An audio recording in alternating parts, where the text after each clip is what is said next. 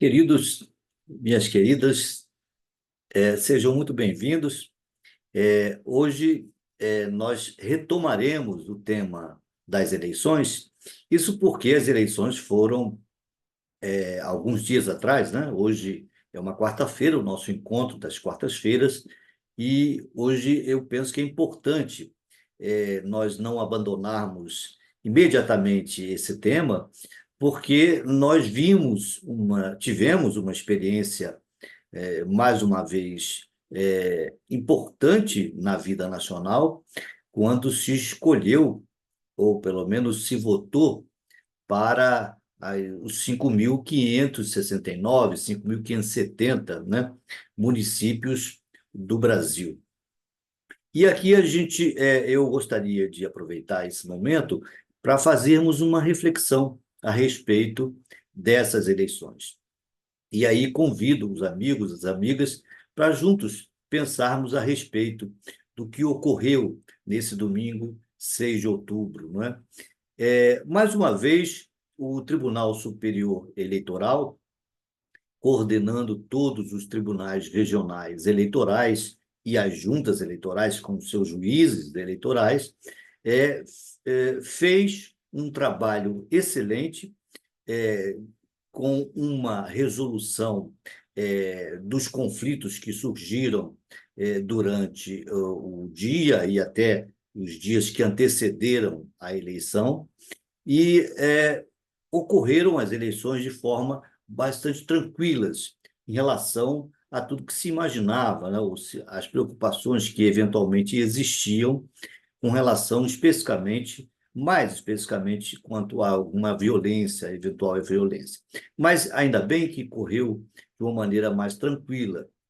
Mas então vamos fazer aqui uma rápida reflexão. Claro que caberia muito mais tempo para nós fazermos uma análise mais detalhada, mas é importante que a gente aqui, eu gostaria de utilizar aqui alguns pontos. O primeiro ponto que eu penso que é importante, mais uma vez, é, refletir sobre a questão do gênero, né? Sobre a quantidade muito baixa de mulheres nos nossos parlamentos, e, nesse caso, nos parlamentos municipais. Nós ainda temos uma grande maioria de homens nos parlamentos municipais, nas câmaras dos vereadores, e, no entanto, todos nós sabemos que a grande maioria da população brasileira é composta por mulheres, né? E as mulheres precisam também refletir a respeito disso, e nós, homens, e todos os parlamentares, e eu queria fazer aqui uma ressalva, especialmente os parlamentares do Congresso Nacional, deveriam ter uma atenção especial com relação a isso, porque já houve, claro, um avanço a partir da Constituição de 88 e depois da regulação de uma cota mínima de 30% de candidatas, né, às eleições, mas nós ouvimos agora recentemente o próprio Congresso Nacional se é, é, se autodeclarando isento das eventuais multas e penalidades que por não ter cumprido as cotas em outras eleições, né? Então, esse é um ponto que a gente precisa ter muito cuidado, porque a gente aqui corre um risco também institucional de utilizar o próprio poder do Congresso Nacional, que esse poder acaba se autopreservando, criando regras, mas se excluindo dessas regras quando há um interesse político. Então, eu penso que aqui nós, na condição de eleitores, devemos estar atentos a todos os partidos, aos partidos que nós apoiamos, aos partidos que nós temos uma digamos assim, uma afinidade maior para cobrar desses partidos, desses políticos, uma posição mais coerente e mais justa, porque não há que se entender como correta uma posição de um Congresso que vota as cotas, mas no momento de aplicar as cotas não aplica e ainda depois cria um perdão a essas penalidades, a essas multas, a esses impedimentos pelo não cumprimento das cotas.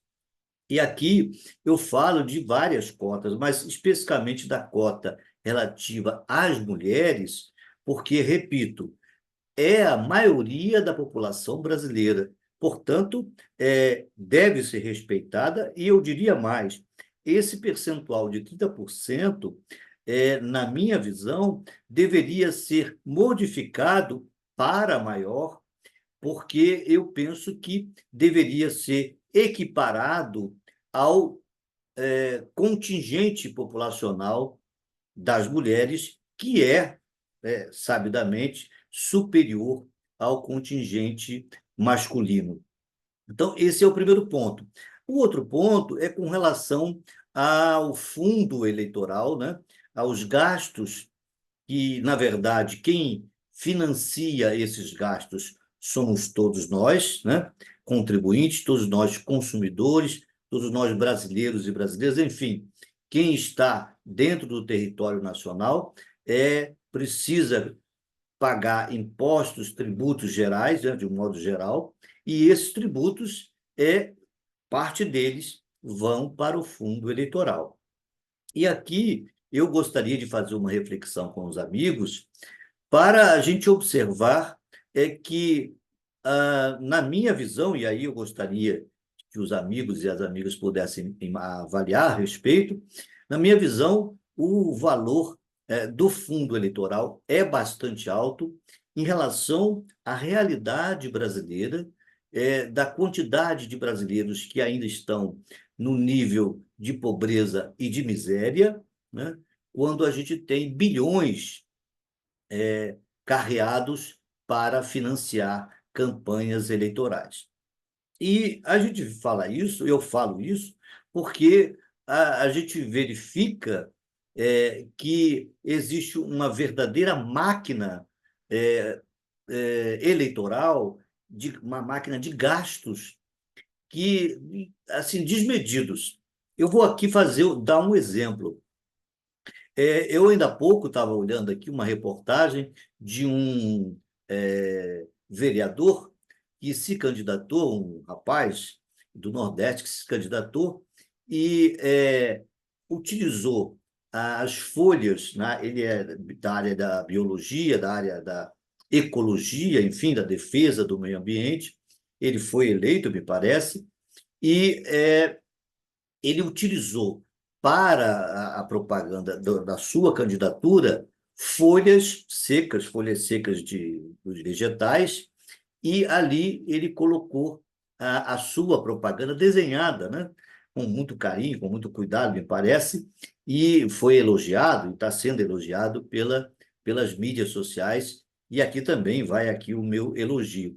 Vejam, foi uma saída interessante, ecologicamente correta, uma saída que evita toda uma sujeira, todo um lixo, né, de papéis pela rua. Aqui no Rio de Janeiro, eu fiquei impressionado com alguns lugares que eu tive que passar durante o dia da eleição e mesmo no dia posterior, pela quantidade de papéis, de lixo, né, deixados nas ruas, por determinados candidatos, por determinadas campanhas de alguns candidatos.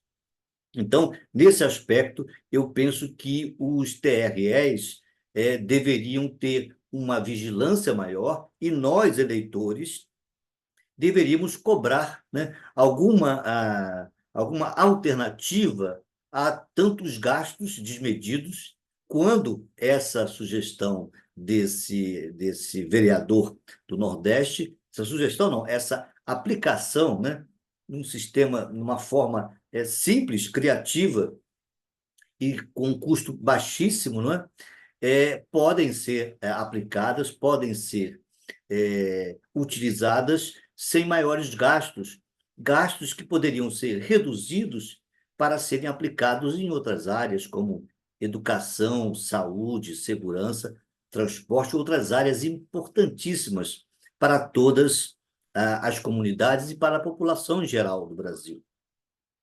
Um outro aspecto que eu gostaria aqui também de aproveitar é para falar a respeito desse período agora que a gente termina o primeiro turno, e em algumas cidades teremos segundo turno, como é o caso de São Paulo, município de São Paulo, e o município de Porto Alegre, dentre outros municípios, não é?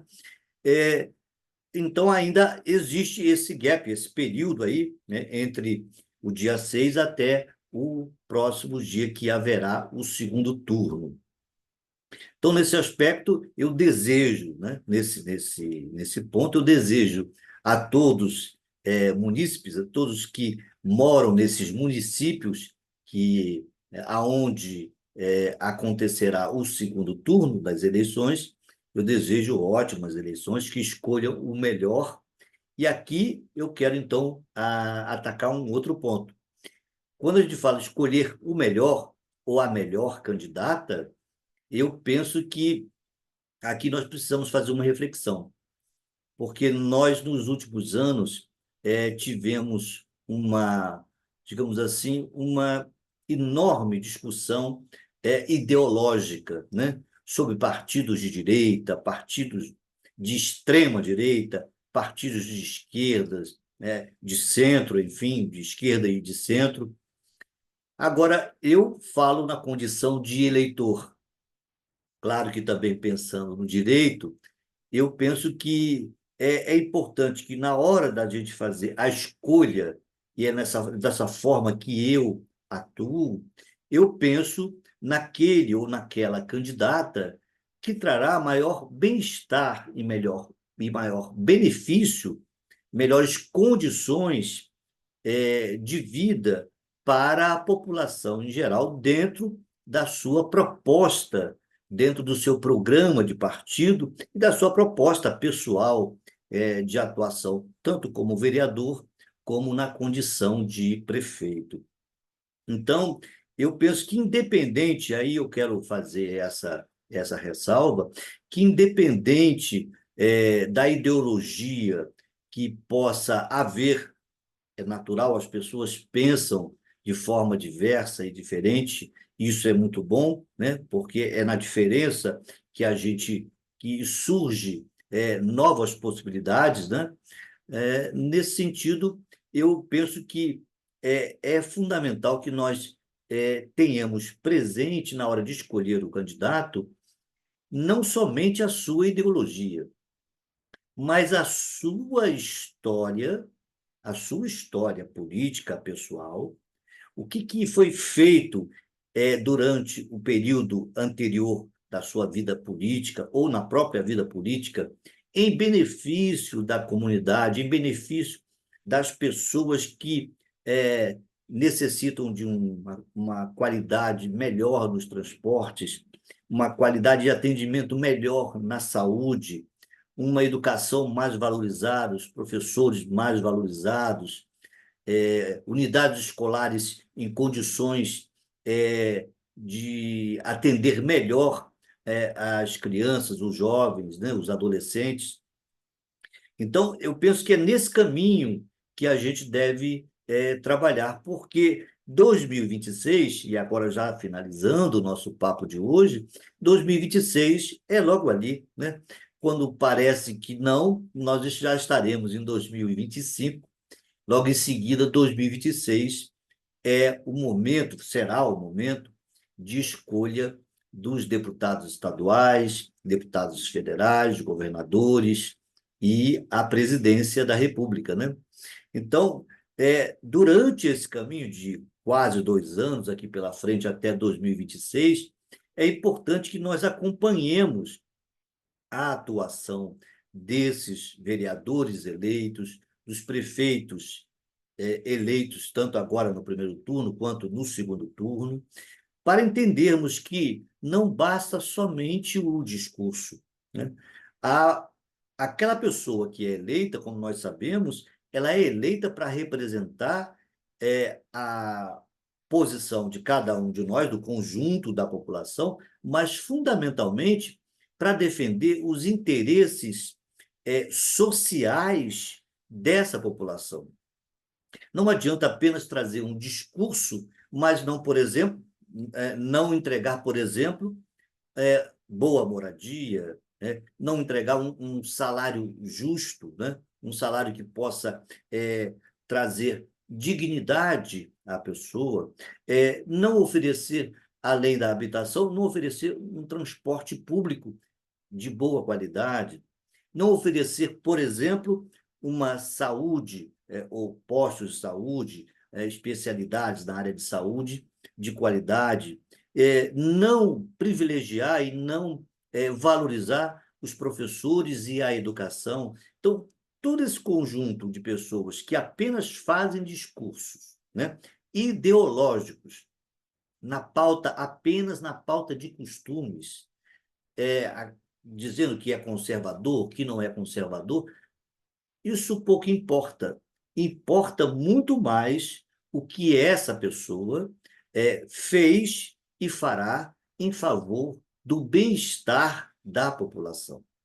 Porque é isso que é o mais importante, quer dizer, ter dignidade de vida de cada uma das pessoas que efetivamente colocaram o destino do seu município, do seu estado e do país nas mãos daquelas pessoas que foram eleitas.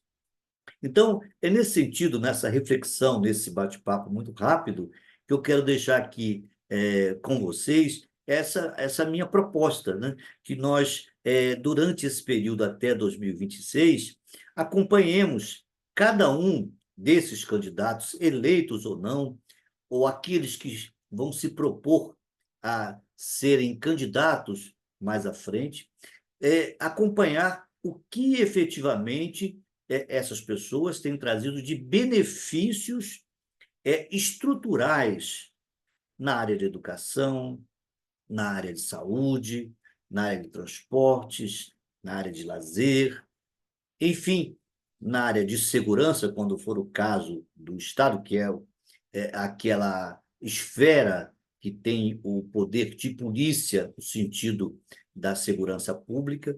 Então, é preciso que a gente observe tudo isso para cobrarmos de cada um desses eleitos, porque quem paga a remuneração, os custos de toda a entorragem, de todo o staff dessas pessoas eleitas, quem paga é cada um de nós.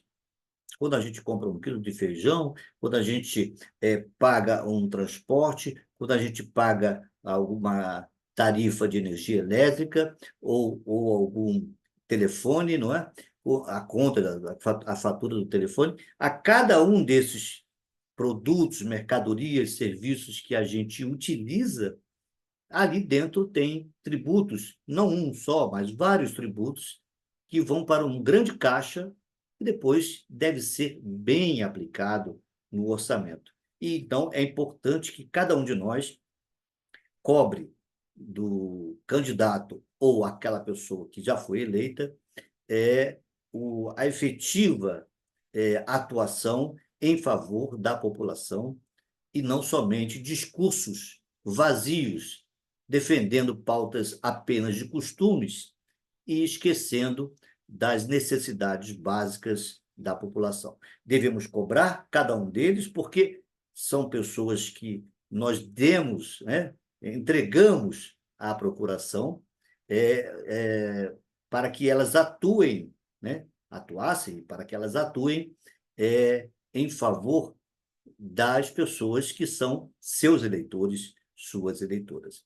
Meus amigos, era essa a reflexão que eu me propus hoje de trazer para os amigos, e semana que vem a gente retoma outros temas, já um pouco mais distante dessa questão das eleições, desse quadro, melhor dizendo, desse quadro eleitoral, a gente vai trazer outros temas da área do direito para a gente conversar e, enfim, debater daquilo que interessa no nosso cotidiano, como é o caso também da política, né? Um grande abraço a todos, uma ótima semana e nos vemos na próxima quarta-feira. Um abraço e até lá.